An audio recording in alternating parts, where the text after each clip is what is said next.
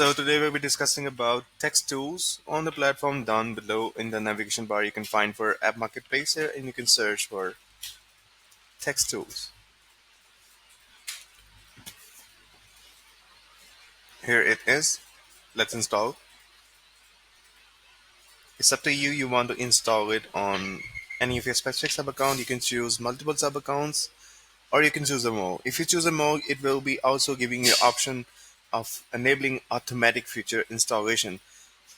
But for the moment, we will be only installing it on a specific location, the location one, and continue with that. As you can see, it is successfully installed. Next step will be moving forward towards the sub account on which we have installed text tools. It is loading at the moment. Here we go. As you can see, it is installed. Choose location one.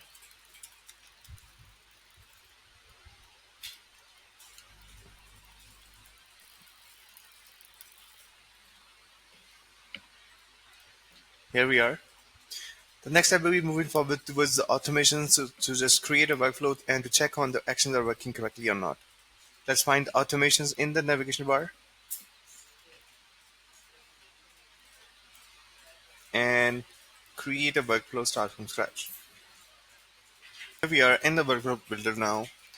Let's just create a new action. Find for test tools. Here it is. These are the variety of actions provided by text tools. You can use these and create your own automations. You can use language detector, profanity filter, lorem ipsum, and so on. Let's just choose the language detector for the time being. And to set an example, we are naming this as text. Save the whole, and now we'll be testing our workflows. Choose any of your contact to set example and head towards the execution logs now. As you can see, the action has been executed successfully now. It is that simpler and easier. Hope you like it. Thank you so much.